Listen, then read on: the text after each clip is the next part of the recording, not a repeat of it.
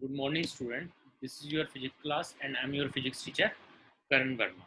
आज हम बात करने जा रहे हैं किचॉफ सर्किट लॉ की, किचॉफ लॉ की. ठीक है, अभी तक जो आपने सर्किट सोल्व किए बड़े ही सिंपल सर्किट थे. सिंपल रेजिस्टेंस, एक रेजिस्टेंस होता था, उससे हम करंट, ओम्स लॉ का यूज करके हम करंट निकाल लेते थे, वोल्टेज निकाल लेते थे, रेजिस्टेंस निकाल लेते थे.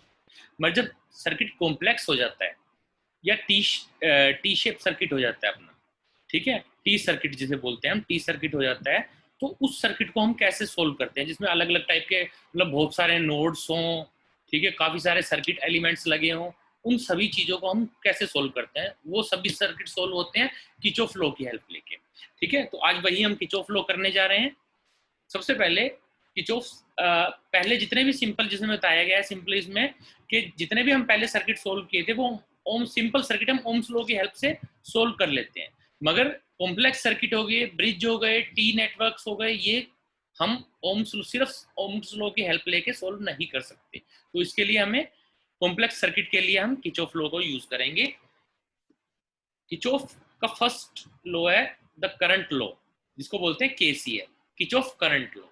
इसमें किचॉफ करंट लॉ में क्या है, जो टोटल करंट, अगर एक नोड है, नोड तो आपको पता होगा, एक नोड है, नोड क्या है जिसमें दो या दो से ज्यादा सर्किट एलिमेंट्स लगे हों, उसको हम क्या बोलते हैं, नोड. ठीक है, अब मान लो एक नोड में दो से ज्यादा सर्किट एलिमेंट लगे हुए हैं. ठीक है, मान लो इस ब्रांच में करंट जा रहा है I1, इस ब्रांच में करंट जा रहा है I2, यहां से करंट एंटर कर रहा है I3, यहां से करंट एंटर कर रहा है I4. इस नोड में देखो दो करंट बाहर की तरफ जा रहे हैं, I1 I2 बाहर की तरफ जा रहे हैं, और I3 I4 क्या है, अंदर की तरफ एंटर कर रहे हैं. तो किचॉफ फर्स्ट लॉ क्या कहता है, sum of all outgoing current is equal to sum of all incoming current at a node. Node के ऊपर जितने करंट बाहर जाएंगे उनका सम किसके बराबर होगा, जितने करंट उस नोड पर एंटर कर रहे हैं. ठीक है, वही चीज है द टोटल करंट और चार्ज एंटरिंग ए जंक्शन, जिसको हम नोड भी बोलते हैं, और node is exactly equal to the charge leaving. Charge leaving का मतलब क्या है, करंट. ठीक है, चार्ज लीविंग द नोड, ठीक है, as it has no other place to go except to leave, as no charge is lost within the node. ये नहीं है कि हाँ भी 10 चार्ज आए और निकल बाहर 8 चार्ज रहे हैं, ऐसा कुछ नहीं होगा. जितने चार्ज का मतलब क्या है, जितना करंट एंटर किया, 1 एम्पियर 2 एम्पियर करंट, जितना भी करंट उस नोड पे एंटर करा है उतना ही करंट उस नोड से बाहर निकलेगा. ठीक है, जैसे कि इसमें बताया हुआ है, ये देखिए, ये सर्किट है, इसमें देखिए I1 I2 I3 ये करंट क्या है, इस नोड पर एंटर कर रहे हैं, और I5 और I4 करंट क्या है, जो वो नोड से बाहर निकल रहे हैं. इसमें देखिए, here the three current entering the node and I1 I2 I3 are all are positive in value. Current जो एंटर कर रहा है उसको हम पॉजिटिव रखते हैं. ठीक है, करंट जो बाहर निकलता है उसको हम नेगेटिव में रखते हैं, या आप नेगेटिव अपने आप ही हो जाएगा जब इक्वेशन बनाओगे उसकी. जैसे इन्होंने ये इक्वेशन लिखी हुई है, I1 I2 I3 minus I1 plus I2 plus I3 minus I4 minus I5. ये I कैसे, फर्स्ट लॉ की हेल्प से. ये देखिए, करंट फर्स्ट लॉ क्या कहता है, जितना करंट अंदर आएगा उतना ही करंट बाहर जाएगा. तो टोटल इनकमिंग करंट कितना है, I1 plus I2 plus I3, ये क्या है, इनकमिंग करंट. ठीक है, I इनकमिंग. और आउटगोइंग करंट क्या है, I4 प्लस I5, ये क्या है, करंट आउटगोइंग करंट है. ठीक है, तो फर्स्ट लॉ क्या कहता है, टोटल इनकमिंग करंट वो किसके बराबर होता है, टोटल आउटगोइंग करंट. तो क्या हो गया, I1 plus I2 plus I3 is equal to क्या होगा, I4 प्लस I5. तो इक्वेशन क्या होगा, I1 plus I2 plus I3 minus I4 minus I5. इसलिए ये देखो नेगेटिव साइन आ गया आउटगोइंग करंट की वजह से. ठीक है, बाकी आप इस तरीके से आपको ज्यादा अच्छे समझ में आएगा. Total incoming current is equal to total outgoing current, बराबर होता है एक नोड पे या जंक्शन पे. ठीक है, ये हो गया हमारा जो फर्स्ट लॉ. अब बात करते हैं हमारे सेकंड लॉ की, वोल्टेज रूल. ठीक है, वोल्टेज रूल क्या कहता है, देखिए the algebraic sum of all voltage, the algebraic sum of all voltage within the loop must be equal to the zero. ठीक है, ये एनर्जी कंजर्वेशन पे काम करता है, जो क्या है, एक एल्जेब्रिक सम है सभी वोल्टेज का एक सर्किट के अंदर, जितने भी वोल्टेज ड्रॉप है या वोल्टेज अब एक्सटर्नल वोल्टेज अप्लाई है, उन सबका सम किसके बराबर होता है, जीरो के बराबर होता है। मगर इसको सोल्व करने के लिए काफी चीजें आपको ध्यान में रखनी पड़ेगी, जैसे कि मैं बताता हूँ। ये क्या बोलता है, algebraic sum of all voltage within the loop must be equal to the zero. ठीक है, कि जो सेकंड लॉ क्या है, algebraic sum of all voltage within the loop must be equal to zero. ठीक है, ये बात अपने दिमाग में बैठा लो। ठीक है, एग्जांपल बताता हूं, जैसे मैं मान लो हमने एक वोल्टेज यहाँ पे अप्लाई करी, ये पॉजिटिव टर्मिनल, ये नेगेटिव टर्मिनल E1। ठीक है, इधर हमने एक रेजिस्टेंस लगा दिया, इधर हमने दूसरा रेजिस्टेंस लगा दिया। ठीक है, इधर हमने तीसरा रेजिस्टेंस लगा दिया। ठीक है, इसको मैंने नाम दे दिया R1 का, इसको मैंने नाम दे दिया R2 का, इसको मैंने नाम दे दिया R3 का। ठीक है, पॉजिटिव टर्मिनल से करंट कितना जनरेट होगा, I मान लेते हैं हम। ठीक है, डायरेक्शन क्या रहेगी करंट की, पॉजिटिव टू नेगेटिव। ठीक है, आप ये देखिए टोटल वोल्टेज कितनी है, ये देखिए E1 एक वोल्टेज क्या हो गई E1, उसके बाद देखो एक वोल्टेज ड्रॉप यहाँ, क्योंकि रेजिस्टेंस है तो यहाँ पे एक वोल्टेज ड्रॉप प्रोड्यूस होगी, जिसको मैं V1 का नाम देता हूँ। और V1 किसके बराबर होगा, I R1 plus I R1। एक वोल्टेज ड्रॉप यहाँ भी प्रोड्यूस होगी, जिसको मैं V2 का नाम दे देता हूँ। V2 किसके बराबर होगा, I R2 के प्लस I R2। अब एक वोल्टेज ड्रॉप यहाँ पे भी प्रोड्यूस होगी, जिसको मैं नाम देता हूँ V3 का, वो किसके बराबर होगा, I R3। ठीक है, plus I R3 is equal to zero.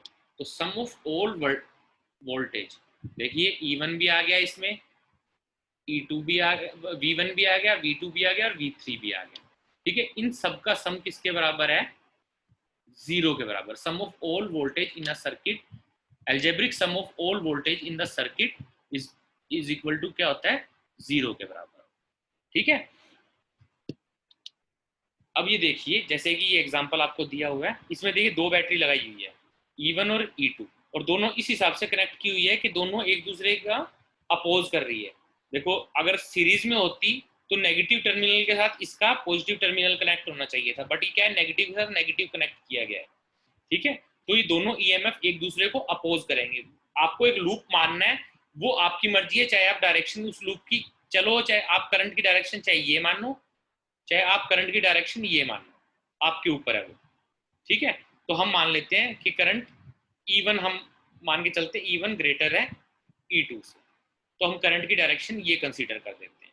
और हम ये एक बार जो आपने डिसाइड कर ली कि हमने इस तरह चलना है, इस करंट की डायरेक्शन में चलना है, तो हम बार बार डायरेक्शन चेंज नहीं करेंगे, उसको हम फिक्स मान के चलेंगे। अब इसी डायरेक्शन में चलना है, जो भी अपोजिट, उसके अपोजिट कोई चीज लगे आपको, आप उसको नेगेटिव पुट कर दो। ठीक है, तो देखिए हम वोल्टेज निकालते हैं E1। सेकंड लॉ क्या कहता है, sum of all voltage in a circuit is equal to zero, algebraic सम।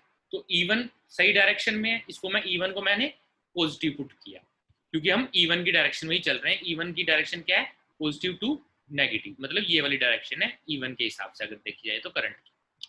ठीक है, अब ये देखो पॉजिटिव से नेगेटिव मतलब सीरीज में कनेक्ट है ये वोल्टेज। ठीक है, क्योंकि R1 है तो यहाँ पे भी एक वोल्टेज ड्रॉप V1 प्रोड्यूस हो जाएगी। V1 किसके बराबर होगा, I R1 के। तो देखिए सीरीज में कनेक्ट है, इसका नेगेटिव टर्मिनल रेजिस्टेंस का इसके पॉजिटिव से कनेक्ट है, तो ये भी पॉजिटिव। तो E1 हो गया अपने पास एक वोल्टेज, प्लस V1 हो गई वोल्टेज ड्रॉप। अब ये देखिए पॉजिटिव से पॉजिटिव कनेक्ट है, तो मतलब ये अपोजिट R2 रेजिस्टेंस है, जो आपने लूप मानना है, चलने की डायरेक्शन माननी है जो आपने, उसके अपोजिट डायरेक्शन में है ये। ठीक है, तो आप इस वोल्टेज को क्या पुट करोगे, नेगेटिव, क्योंकि आपके मूविंग डायरेक्शन से अपोजिट है ये। देखिए अगर ये नेगेटिव होता, ये पॉजिटिव होता, तो ये सही डायरेक्शन थी तो हम इसको पॉजिटिव पुट करते, बट ये देखिए ये यहाँ पॉजिटिव दिया हुआ है और ये नेगेटिव है, मतलब ये अपोजिट डायरेक्शन में है आपके जो आपने डायरेक्शन कंसीडर की है उससे। ठीक है, तो इसको मैं नेगेटिव, इस वोल्टेज को मैं नेगेटिव पुट करूंगा। V2 किसके बराबर है अपने पास, I R2 के, इसलिए मैंने V2 को नेगेटिव पुट किया क्योंकि ये आपने जो चलने की डायरेक्शन थी जो हमने अज्यूम की है डायरेक्शन उसके अपोजिट है ये। ठीक है, अब ये देखिए करंट ऐसे जा रहा है, अब पॉजिटिव टर्मिनल पे करंट एंटर कर रहा है, जबकि बैटरी पे पॉजिटिव टर्मिनल पे करंट क्या होता है, निकलता है पॉजिटिव टर्मिनल से, और यहाँ पे करंट एंटर कर रहा है, तो मतलब क्या है, ये भी अपोजिट डायरेक्शन में है, तो इसको भी मैंने नेगेटिव पुट कर दिया। ठीक है, तो E1 plus V1 plus mine, मतलब ये क्या, आप इसको ऐसे भी लिख सकते हो, प्लस लगा के ये ब्रैकेट में रख सकते हो इसको, यहाँ पे भी प्लस लगा के माइनस ई को आप ब्रैकेट में, मतलब कहने का क्या है, एक minute,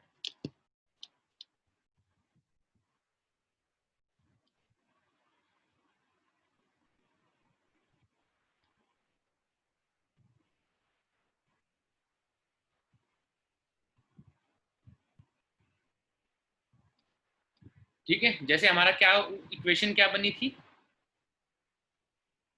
E1 plus V1 plus में माइनस V2 प्लस में minus E2 is equal to 0। तो देखो algebraic sum of all voltage is equal to 0, तो फाइनल इक्वेशन हमारी क्या बनेगी, E1 plus V1 minus V2 minus E2, तो इक्वेशन क्या हुई, E1 plus V1 is equal to V2 plus में E2, ये हमारी इक्वेशन मिल गई। ठीक है, इसी तरह हम इसका यूज करके सर्किट में करंट निकाल सकते हैं, रेजिस्टेंस निकाल सकते हैं, कुछ भी हम इसमें सर्किट के अंदर वोल्टेज निकाल सकते हैं। ठीक है, तो अभी हम इसका एक एग्जांपल करेंगे भी।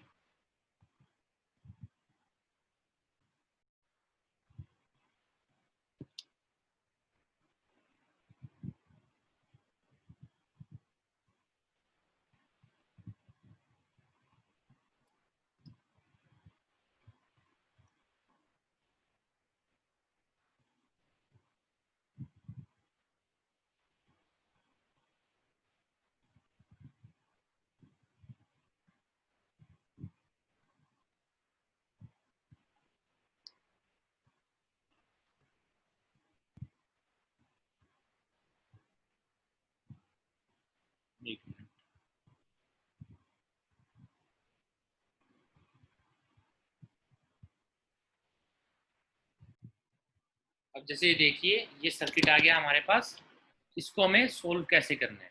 इसमें एक 10 वोल्ट की बैटरी, यहाँ पोटेंशियल डिफरेंस यहाँ लगा हुआ है, ठीक है, रेजिस्टेंस 10 ओम का यहाँ लगा हुआ है, 20 ओम का रेजिस्टेंस ये है, 40 ओम का रेजिस्टेंस ये है, और एक 20 वोल्ट की बैटरी ये लगी हुई है। तो सबसे पहले किरचॉफ लॉ में हमें क्या करने पड़ेंगे, सिंपल लूप, पहले हमें लूप मानने पड़ेंगे और उनकी डायरेक्शन असाइन करनी पड़ेगी। मैं एक सिंपल मान लेता हूँ, एक लूप ये कंसीडर कर लेता हूँ, ए बी, ये तो हो गया सी डी, ए बी, ये ई एफ। इस सर्किट के अंदर हमें क्या निकालना होगा, इस तरह का न्यूमेरिकल होगा हमारे पास, और इसके अंदर हमें क्या निकालना होगा, करंट निकालना होगा। ठीक है, तो करंट हम कैसे निकालेंगे, लूप देखिए, सबसे पहले काम हमने लूप कंसीडर करना है, लूप की डायरेक्शन असाइन करनी है। मैंने फर्स्ट लूप ये माना,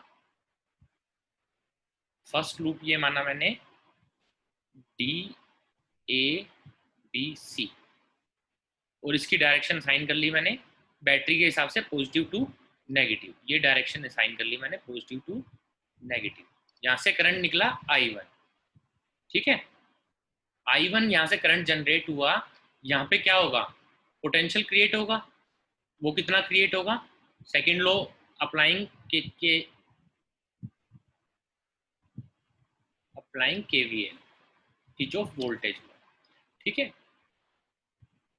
पहला ये किरचॉफ वोल्टेज लॉ क्या कहते हैं, sum of all voltage, algebraic sum of all voltage is equal to 0 in a close circuit. ठीक है, अब ये देखिए पहली वोल्टेज क्या है अपने पास, 10 वोल्ट। ठीक है, दूसरी वोल्टेज ड्रॉप क्या है, जो इसके अराउंड क्रिएट होगी, मान लेता हूं मैं V1 क्रिएट होगी। V1 किसके बराबर होगा? I1 R1 के, ठीक है। 10 वोल्ट प्लस I1 R तो हमें गिवन है, तो I इंटू में 10 हो, ठीक है। अब ये करंट यहां पे गया, ठीक है। आप कोशिश करिएगा कि I3 आपको नोटेशन ना ही देनी पड़े। आप इसको एक काम करो, I1 की जगह आप I पुट करो, ठीक है। इसको आप ये डायरेक्शन आप कंसीडर कर लो, ये I1 हो गया, ठीक है। ये I1 हो गया, I2 एक लूप, दूसरा लूप हमारा ये बना इस वोल्टेज के हिसाब से, ठीक है। ये इसकी डायरेक्शन हमने ये रखी, ये वाली, ठीक है। वो आपकी मर्जी, आप कौन सी डायरेक्शन रखिएगा, बट मैं पर्सनली सजेस्ट ये करूंगा कि आप पॉजिटिव टू नेगेटिव बैटरी देख के आप डिसाइड करें डायरेक्शन, ठीक है। अगर मान लो चलो दो लूप अलग अलग बन रहे हैं, अगर एक ही लूप में दो बैटरी होती, फिर आप अपने हिसाब से जो हाइयर वोल्टेज है उस तरफ से डायरेक्शन शुरू करिएगा, और दूसरी वोल्टेज अपने आप नेगेटिव में आ जाएगी, ठीक है। तो हम इसका लूप ये वाला डिफाइन किया हमने, इसका लूप ये वाला डिफाइन किया। यहाँ से करंट क्या कितना निकला? I1, यहाँ से करंट कितना निकला? I2। इस ए जंक्शन पे दो करंट आ रहे हैं, मतलब I1 और I2 आ रहे हैं, और यहाँ पे मतलब I3 बन के, I3 किसके बराबर होगा? I1 प्लस I2 के, ठीक है। टोटल, क्योंकि किरचॉफ का फर्स्ट लॉ क्या कहता है, एक नोड पे total incoming current is equal to total outgoing current होता है। तो पहली इक्वेशन बनाते हैं हम, I1 R1, दूसरी वोल्टेज ड्रॉप इसके अराउंड क्रिएट होगी, ठीक है। वो किसकी कितनी होगी? वो I3 इंटू में 40, और इन सब का सम किसके बराबर होगा? 0 के बराबर। और I3 बेसिकली क्या है अपने पास? 10 वोल्ट प्लस में 10 I1, I3 क्या है? I1 प्लस I2 के बराबर ही है, तो 40 I1 plus I2 is equal to 0। तो मतलब 10 volt plus 10 I1 plus 40 I1 plus में 40 I2 इज इक्वल टू 0। तो ये हमारे पास क्या आ गया? 50 I1 plus 40 I2 is equal to minus 10 volt, ठीक है। ये इक्वेशन फर्स्ट लूप से एक इक्वेशन बन गई हमारे पास। अब हम बात करते हैं सेकंड लूप की। इसकी डायरेक्शन क्या है? ये वाली हमारी सेकंड लूप की डायरेक्शन है, ठीक है। तो पहली वोल्टेज क्या है इसके अंदर? वही सेम सेकंड लूप हमने कौन सा कंसीडर किया है? सेकंड लूप हमारा कौन सा है? FABE, ये हमारा सेकंड लूप है। इसकी इक्वेशन बनाते हैं। पहले वोल्टेज V2 है, V2 किसके बराबर है? 20 के बराबर है। अब इस तरह से चला, इसमें I2 करंट गया, तो यहाँ पे एक वोल्टेज ड्रॉप क्रिएट होगी, वो किसके बराबर हो गए? 20 I2 के बराबर, ठीक है। और ये करंट यहाँ से एंटर करेगा, तो ये वाला, इसको इधर भी एक वोल्टेज ड्रॉप है, ये वोल्टेज ड्रॉप किसके बराबर है? 40 I3 के इज इक्वल टू 0। तो 20 प्लस 20 I2 प्लस में 40 I3 किसके बराबर है? I1 प्लस I2 के इज इक्वल टू 0। इसमें भी वही बात है, total incoming total voltage in a circuit is equal to 0, in a close loop is equal to 0। तो हमने एक लूप ये मान लिया था, एक लूप ये मान लिया था, ठीक है। तो अब इसको सोल्व करते हैं हम। 20 प्लस में 20 I2 प्लस में 40 I1 प्लस में 40 I2 इज इक्वल टू 0। तो कितना हो गया हमारे पास? I2 किसके बराबर आ गया? 60। तो ये क्या हो गया? 60 I2 40 I1, ठीक है, इज इक्वल टू -20। ये सेकंड इक्वेशन बन गई।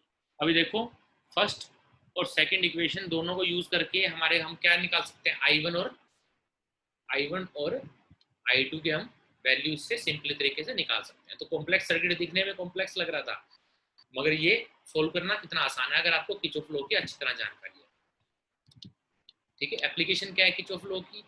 इसमें क्या है, हम इसमें कोई भी लेवल करने की जरूरत नहीं है, हम एज्यूम कर सकते हैं वोल्टेज की रेजिस्टेंस के साथ। उसके बाद क्या है, इसमें कोई भी हम करंट निकाल सकते हैं। अगर करंट गिवन नहीं है हमें तो हम करंट की वैल्यू निकाल सकते हैं किर्चॉफ लॉ की किर्चॉफ लॉ की हेल्प से। ठीक है, और क्या है, find Kirchhoff second law equation for each independent loop. ठीक है, तो हम हर एक लूप की अलग अलग इक्वेशन निकाल सकते हैं करंट की। ठीक है, तो क्या है, bye knowing and using Kirchhoff law we can simplify our calculation and reduce more amount of mathematics in solving for circuit। बड़ा ही सिंपल है इसको अप्लाई करना। Thank you. अगर वीडियो पसंद आई है तो लाइक जरूर करिएगा। Okay, take care.